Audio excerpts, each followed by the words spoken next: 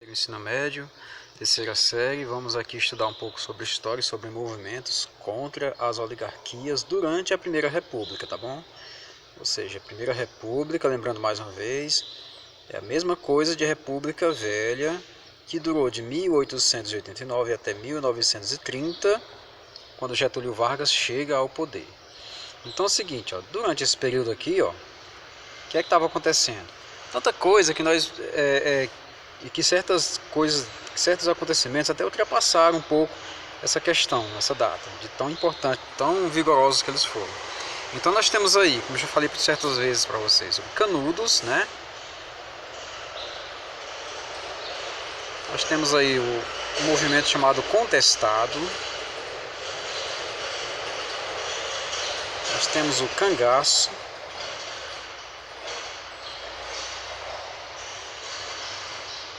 A revolta da vacina.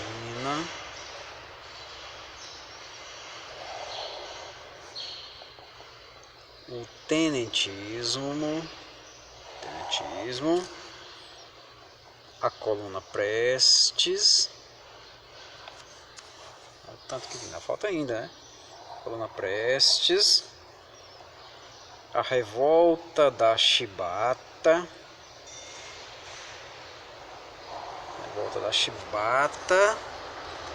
E nós temos também a Semana da Arte Moderna.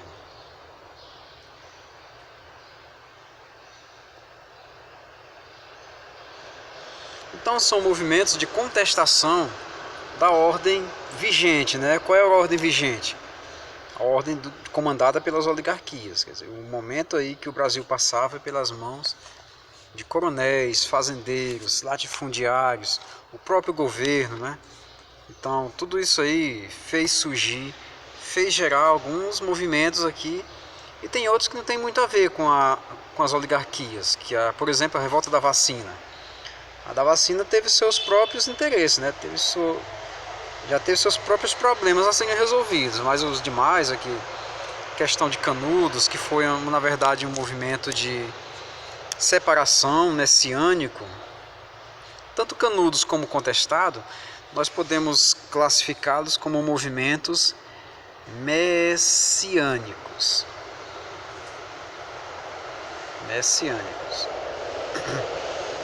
Como assim? O messianismo foi uma prática digamos, ligada a seguir líder religioso, né, em meio a um contexto de sofrimento, né? O messianismo vem de Messias, quer dizer salvação. E quem poderia salvar esse povo todo seria alguém, mas quem, né?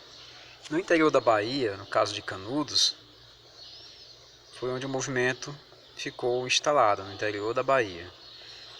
O que era Canudos? Canudos foi um povoado, né? Foi um agrupamento de pessoas, uma comunidade, cujo líder era o Antônio Conselheiro.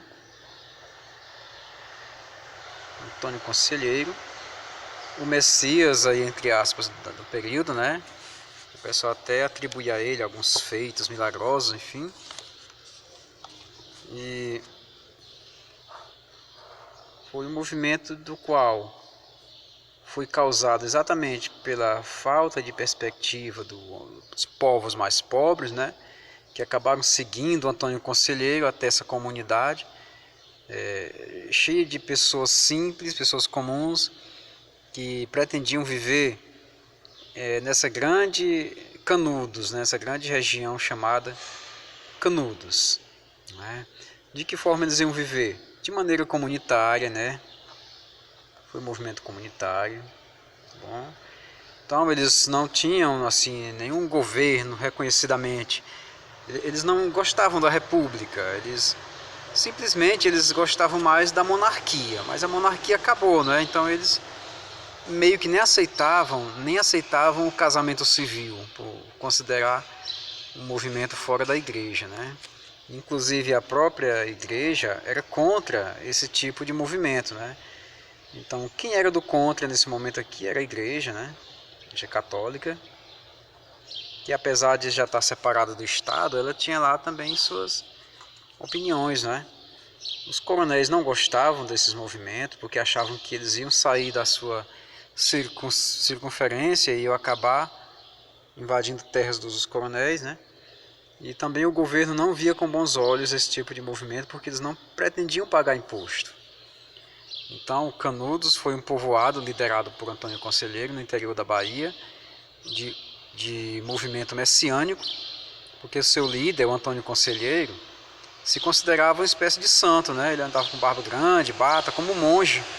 E as pessoas seguiam ele da maneira que ele achasse mais conveniente. Tá bom?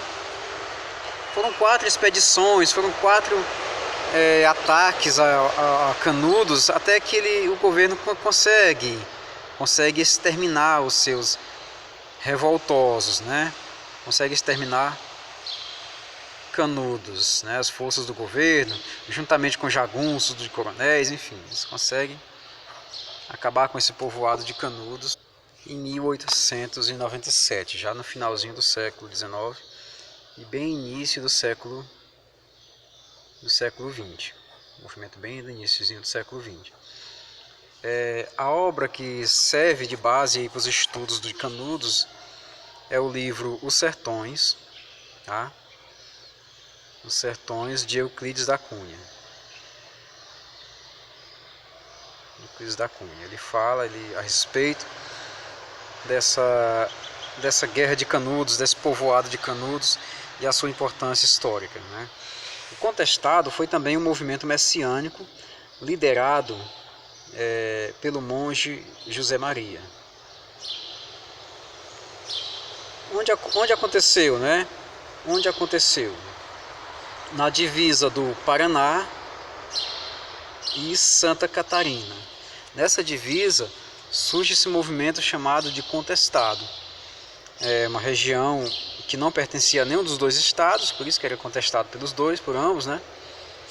E nessa região aí foi onde se refugiaram milhares ou centenas, né, de sertanejos, né? Pessoas comuns, pessoas simples que tiveram suas terras invadidas por empresas americanas que pretendiam passar uma linha de trem na região, a ferrovia. Então muita gente foi para essa região chamada de Contestado, onde pretendia se formar uma espécie de comunidade sagrada, né, mais ou menos assim, sob a liderança do messiânico José Maria. Então, também foi um movimento de muito impacto aí na história do Brasil, essa Guerra do Contestado. Ela passa para nosso imaginário, para nossa história, como sendo um movimento que foi destruído em 1916, mas, para efeito de informação, os dois movimentos são ambos messiânicos, tá bom? Ok, muito bem. Então tem o cangaço, que não era messiânico, mas o cangaço tinha muita coisa a ver com a questão do banditismo, entre aspas, porque não há como você definir como movimento de bandido ou não tem como. Às vezes eles eram bandidos, às vezes não, às vezes eles trabalhavam para coronéis até, às vezes trabalhavam por conta própria. O fato é que o cangaço surgiu exatamente por causa da pobreza, por causa da miséria e por causa da concentração de latifúndio.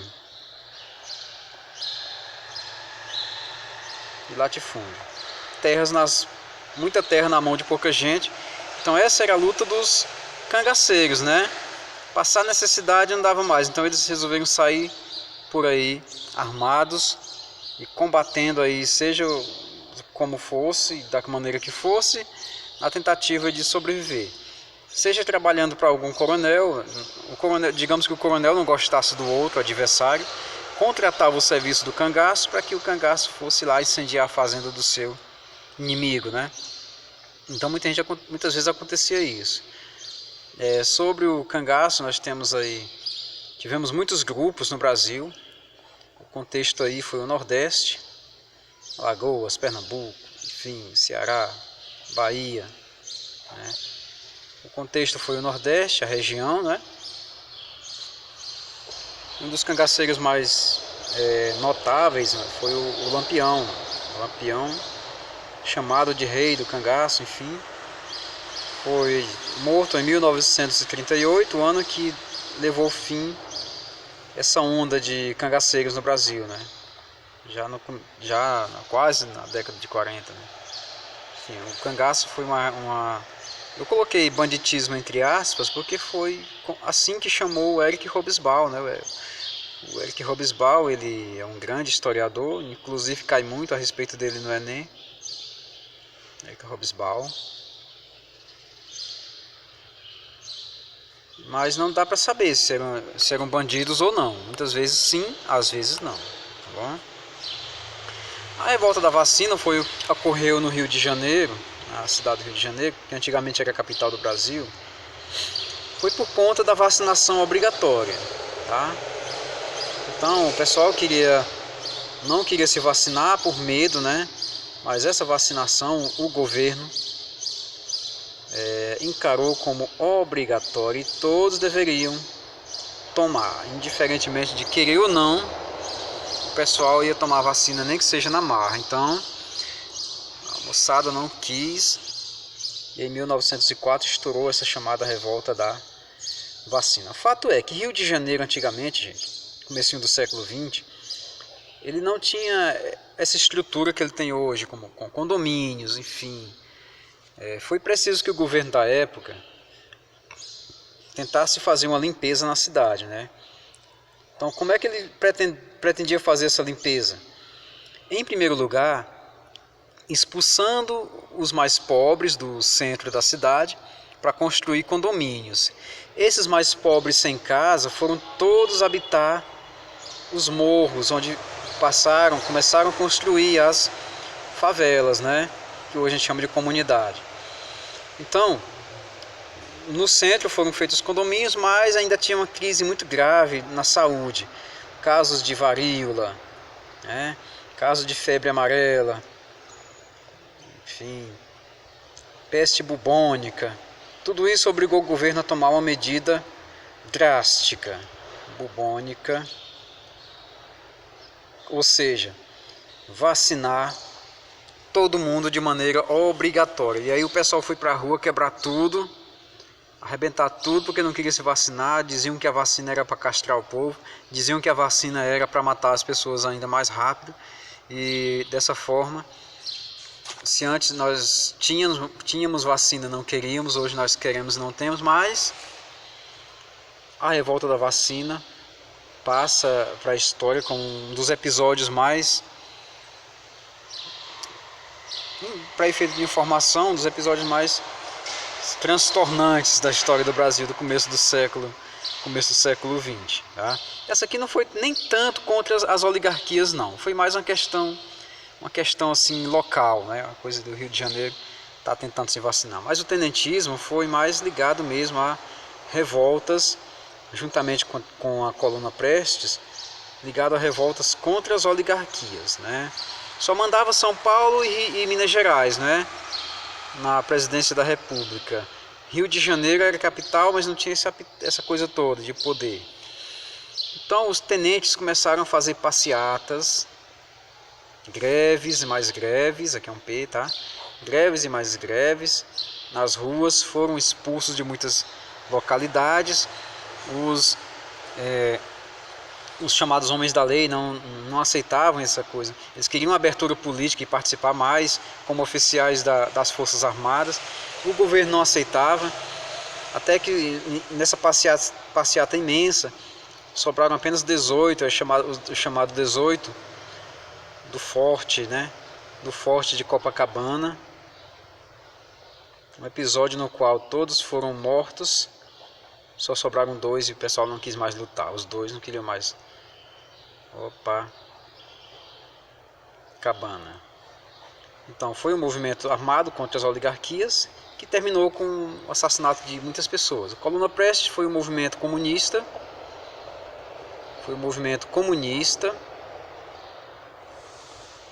Que percorreu o interior do Brasil. em busca de mais seguidores, né, para suas ideias comunistas, de tomar o poder de um jeito ou de outro, tomar o poder das oligarquias. Essa coluna é como se fosse algo, vamos dizer assim, coluna é coisa forte, né? E Prestes é por causa do seu líder, o Luiz Carlos Prestes. Luiz Carlos Prestes. Eles percorreram o interior do Brasil todinho, foram parar lá na Bolívia.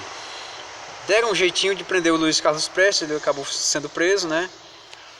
E a coluna não teve resultado favorável a eles. A revolta da Chibata foi uma revolta das Forças Armadas da Marinha do Brasil contra os castigos físicos que os marinheiros sofriam. E era na base da chibatada mesmo, né? O marinheiro ele poderia sofrer de 5 a 10 a 15, no máximo 25 chibatadas como castigo. Houve uma confusão entre o marinheiro e um alto oficial da patente, né? Onde o marinheiro teria atingido ele de alguma maneira, e esse marinheiro foi condenado a 250 chibatadas. Aí era impossível de suportar.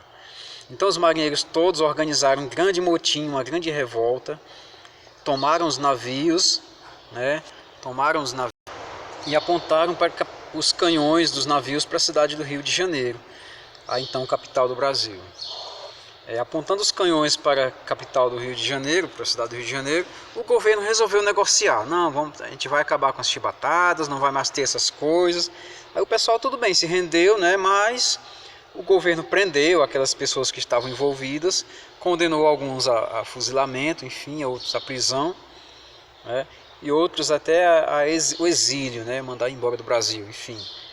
Fato é que as chibatadas acabaram, mas os que estavam envolvidos foram punidos. A Semana da Arte Moderna foi um movimento cultural também contra as oligarquias, tá?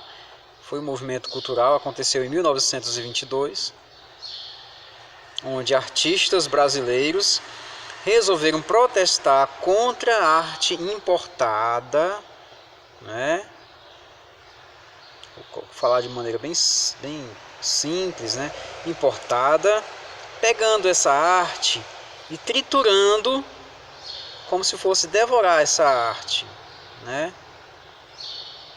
Triturando essa arte importada. Um movimento que ficou famoso na época como antropofagia. Antropofagia. Devorar, né? Devorar, digamos, uma força de um adversário, devorar outra pessoa, outra coisa. E depois disso, fazer uma arte nacionalista, o que irritou muito a elite na época, que não entendeu muita coisa, né? Artistas como Tarsila do Amaral, Di Cavalcante, Heitor Villa-Lobos, esse pessoal todinho aí participou da Semana da Arte Moderna, criando um ideal nacional, uma arte nossa, uma arte totalmente voltada aos valores do Brasil, deixando de lado aquela arte europeia, aquela cultura que já vinha pronta para ser consumida. Aqui eles aprenderam a fabricar a própria cultura, e isso deixou as oligarquias meio enraivadas, porque afinal de contas muitas delas financiaram essa Semana da Arte Moderna. Então, gente, aqui foi alguns dos movimentos. Na verdade, aqui foram todos eles esquematizados aqui, de resistência às oligarquias, viu? Quase todos, tirando a revolta da vacina, os outros tiveram sempre assim um ideal mais voltado a dizer não ao que estava acontecendo, né? Na próxima aula a gente vai falar sobre a Era Vargas, onde muitos varguistas, né, o próprio Getúlio Vargas conseguiu quebrar esse estigma, conseguiu quebrar essa política do café com leite, que na verdade ela começou a se quebrar sozinha, mas o Getúlio Vargas se aproveitou e conseguiu entrar no governo em 1930. A gente vai ver essa passagem aí na próxima aula em diante. Então, por enquanto ficamos por aqui. Ótimo dia a todos. Até mais, pessoal.